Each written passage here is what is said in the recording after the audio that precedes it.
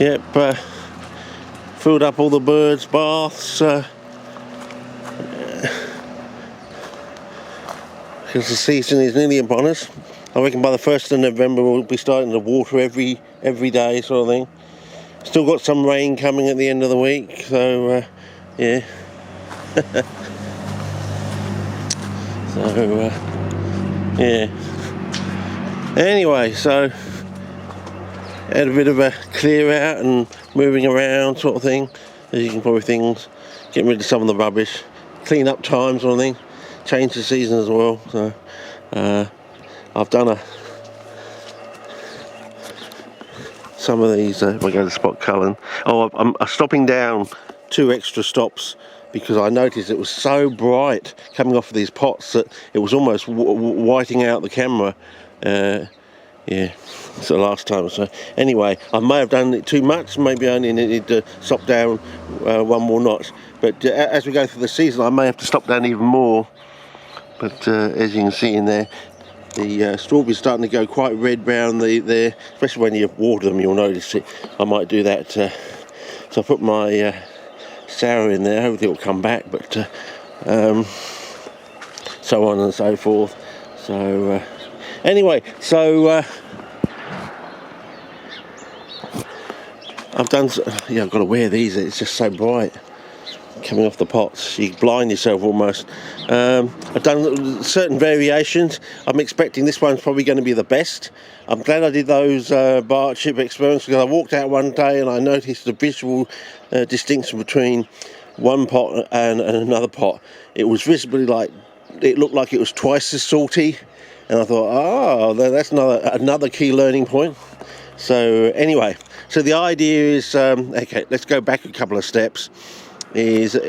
Well, around about 2011 we started playing around with acid wash sand and putting a very fine organic layer on the surface of a 10 litre 2 gallon bucket, and we noticed if we just put a fine layer, just enough to stop any rain scourge, every time we like double flush the pot we would get growth. And if you did it like 4 times a day, you got up at night time, you could get about 2 centimetres of growth off your Sarracenias every single day during the growing season. And of course you could fatten up the rhizome and the roots during the winter time as well. And we found that we'll work with coir, peat, and with even charcoal, but charcoal would take about 4 to 6 months just to start to get going, but then it was slightly better than peat. And slowly, over the last decade, we've worked out that basically it's just the brown woods that are doing all this sort of stuff. And they're probably creating this action layer that you see below the North Horizon, because the North Horizon, or the O Horizon, is the organic layer you see in these coastal plain coniferous forest sort of areas sort of thing. And it forms like an action layer underneath, but sometimes you don't even know it's there unless you've got other layers which are slightly coloured. Then it makes the action layer really stand out. You might want to put that podzolic coastal plain action layer or something like that. And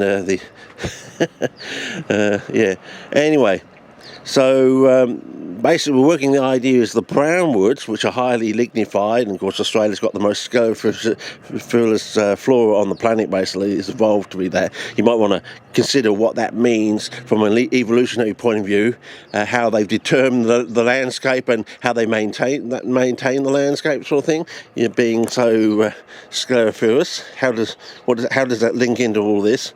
You might want to do that. And therefore, we're saying that maybe all this going to a peat-free medium, maybe you don't even have to go organic at all. What you want to do is understand what the peat is actually doing, how it creates the ashen layer, all these brown woods, how they create the ashen layer sort of thing, and just put your ashen layer on the surface. So now you've got a totally inorganic peat substitute. Basically that's the idea we're working on. So and of course the White Sox sour guys say if you can grow a tomato you can grow CPs, so that's why I'm experimenting with these tomatoes sort of thing, putting them in sort of thing. And as I said, I think this one's going to be the best one, and we're waiting for about 4, 5, 6 weeks, and hopefully some of these will green up. that's when you get cyanophyta growing in the pot sort of thing. So we'll be looking for that. And once they start growing, you'll start to build up the organics from the breakdown products of the decaying cyanophyta sort of thing. But as we noticed from the bottle work we did, that once you've created these, got the cyanophyta in the bottles to grow, it sort of maintains itself for years. You don't have to do anything. So it's like a consistent, continual reserve that you've got in the soil, basically. So, after 5 to 6 weeks, once you've got the cyanophyta growing in the soil, also it will start to occlude some of the voids in the system, and then you'll get to the stage where the sand will become what I call colloidal. It's an Arabic sort of word sort of thing, and you won't have to water it so much, and it will retain the water more because you've got microorganism water actually getting into that like 10% void space of the. I might as well start watering them now. I'm chatting too much. Am I on spot colouring? No, not. There we go. So what we do, you do the first flush sort of thing, and so you can do it and the more times you do your double flush, the faster you'll get to that point of getting cyanophyta growing in the soil profile. And of course, you've got to ask yourself, well, they're green on the top, but does the cyanophyta stay green all the way throughout, or does it become translucent in the nether regions of the pot? You might want to ask yourself things like that. So it's about 30 to 40 counts, basically, which I'm doing. And I'm getting this sort of odd smell coming off of these things too, especially with this one. So, that odd smell you get at the nursery. Don't know if it's related to that lettuce type smell I got from the root, but all these tomatoes, every single one, has had that really strong lettuce type smell when you wash out the bark chip, the fine bark chip formerly from the root sort of thing. So, so put that one in. And we'll get for this one, and we'll see how we go. Now I want to show you this one because you'll be able to see how red the strawberry is becoming round. And this one, as I say, it's taking a longer time to actually, the infiltration rate has increased dramatically with some of these, and so on and so forth. As I said, eventually the sand under here, even though it's much bigger than I would like it to be, once you get the cyanophyta and everything else building up in the soil, the sand will get to this like colloidal stage, and you can visibly see a difference in it. That's when stuff has penetrated that like 10% void space, the interstices of the actual quartzite silicate sand. So I don't know if you can see this now, but once the water has percolate through, you should be able to see the stipples on these things. They're stipples, so you can see there's a relationship between pygmy sundews and other sundews that have stipples. Because I always say where the healthiest capensis you can get is when the stipples go red. They colour up and they go red, and that's the healthiest you can get your capensis to go to. But with the strawberries, now remember, strawberries are plants of coastal plain, warped coastal plain soils. And the rhubarb is a plant from the Mongolian, the Chernozem soils of the Mongolian steppes, first brought back by Marco Polo. So that was the first time they brought back to the west. I had to cut some of these leaves off because it's wilting. They were wilting initially, but it's still alive, as you can see, and quite healthy in there at the moment. But as I said, it's got to build up a new root system because basically whatever it had fell off, as I showed in the old videos. It just fell off. I don't think it was a substantial root system. Whether it was ex-tissue culture or something, I don't know, but the root system seemed to just fall off. So as you can see, it's dripping, but it's taking a little bit longer to go through than it was before when we last filmed something. So we can go on and we can fill some of these up as well while I'm talking. And yeah, so this is the horseradish in there. And some of the, I've noticed with some of the tomatoes, some of the root systems are a bit fragile, and if you damage them, they'll go like this. But if you're lucky enough not to damage them, they'll be like that. So you get, so I basically got 1 out of 3. Like you're trying to get the stuff out of the root system, and bang, it almost like the root system falls off, sort of thing. A bit like that in a way. But if you get one that you don't damage the root system, it seems to go all right. So anyway, but we'll see how we go, and so on and so forth. And I'll just do this one over here, I think. Well, I probably don't need to do anything. So this one's about 30 count and fills right up to the lip. So, but as you can see, once the waters cover the leaves, you can see they're quite. And we've had new leaf growth, about 2 leaves out now from when we planted them, sort of thing. And I'll do it with this one as well. And you can see. So eventually, once that cyanophyta starts growing in the soil, all this covering of the leaves should stop, to such an extent anyway. So you always tuck them underneath water. I think you can see that through there. Yeah, so we've got some coloured margins on the leaf. But we've got 1 leaf and come out about almost 2 centimetres now. But we've got a cape in there, so slowly growing. But hopefully once the cyanophyta is taken off in the soil, it will things will change. The sand will become more colloidal, and you'll stop all this covering of the leaves with some of the action layer sort of thing, so they won't be so white and reflective of the sun sort of thing, so they get more sunlight that way. But yeah, anyway, we'll keep going. And yeah, that's still nice and green too there. So you got to ask yourself: is the sphagnum moss actually growing on its own, or does it actually have a symbiotic relationship with cyanophyta sort of thing? So yeah, that might be a good question to ask, sort of thing.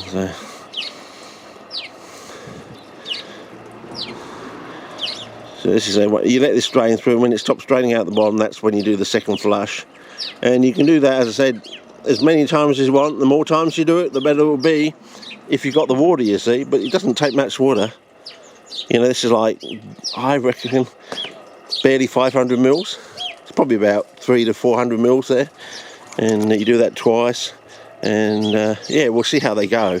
But I think these ones towards the end will be much better. I'm assuming that one's going to be one that's going to be the easiest and be most productive, is this one here, sort of thing. So we'll see. But as I said, things will really start to take off once we get the cyanophyta growing on the surface of the bucket. And you might want to ask yourself, does it stay green down the bottom of the bucket? And what happens? So on and so forth. So I think, yeah. Anyway, I better take you over here, because you might want to see this before it runs out, before you miss out. Yeah, so you gotta have the sunnies on with these things. But yeah, bagging up stuff. Took out the bench from there. Got rid of all those bottles there. So yeah, that was a bit of a day's work there. But I promised I would do that once I made a move. So yeah. So I think we're on the way out now. We're going to a totally mineral soil.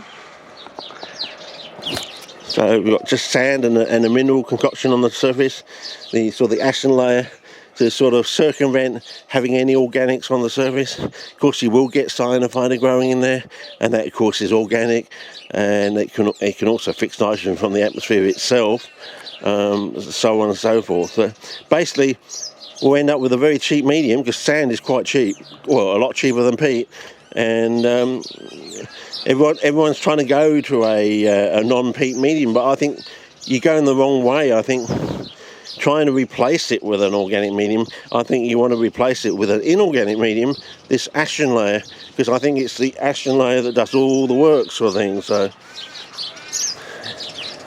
anyway, let's continue on.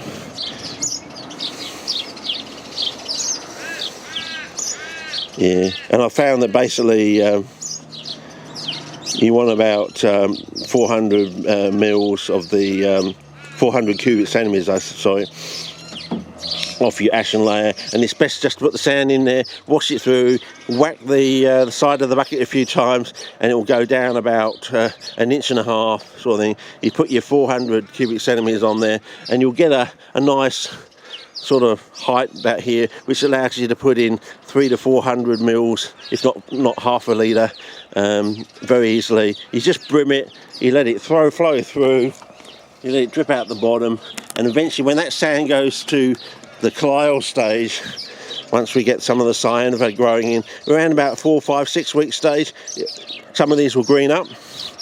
Then this drip rate should go back down to the 1 drip per second sort of stage, and then it'll be perfect sort of thing. And then it will take a lot longer to flush through. So it'll be like a very slow watering process sort of thing, a double flush. It's probably taking you up to maybe 90 minutes or maybe even 2 hours to actually do the double flush, which if you did it 4 times a day, it'll take you through most of the day. You'd be watering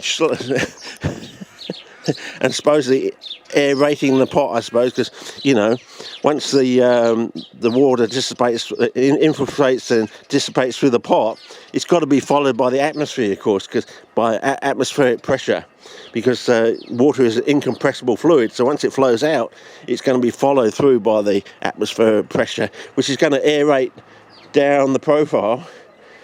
So you might want to think about how that relates to the clile stage of the sand and the infiltration of that 10% of void space of the silicate sand sort of thing. So, you know, can the atmosphere actually penetrate into those sand grains or not?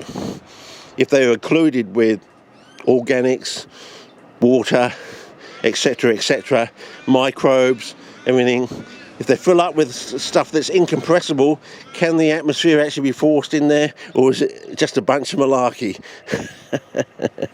Okay, to use old alleged Pedro Joe's phrase. So yeah, I need to go and fill up the bucket, but I'll wait till this one runs out. So the next film probably will be when some of these pots start to green up, I suppose, which you know, we're getting to like a week on some of these, so another month. So mid-November will probably be when you get the next installment, I suppose, and we'll see, you know, how big, if any of these, are they still alive? Have they grown? Have they coloured up? What's going on? Are they starting to go crazy once the cyanophytes started growing on the surface? As I said, with all those. Hang on, let me get one out of the shed. Okay.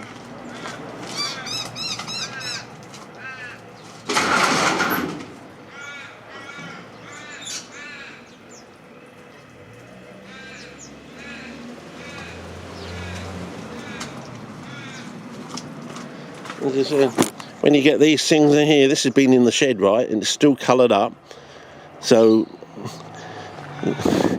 it's not really influenced by sunlight to that great extent, but this has been in there for years now, so, you know, a good few years. You know, you've seen the old videos when I made these up. Now this red organism might be one of these new ones that they find in sewage, which can take nitrate or nitrite and add it to ammonia to make atmospheric nitrogen.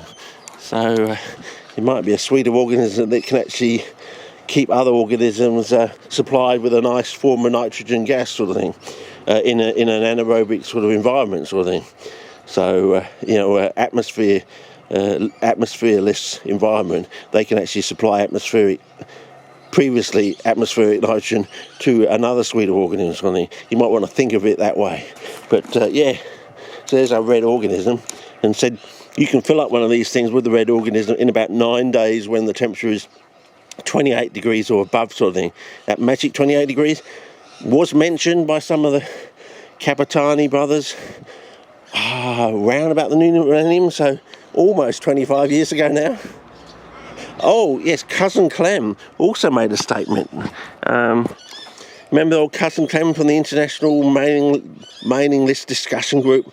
He made a list or something for a cheeky Diania recipe soil formula mix or something. It included crazy stuff like palm olive dishwashing detergent, I think it was, olive oil, and all sorts of other stuff that was just seemed absolutely crazy, off the planet sort of craziness.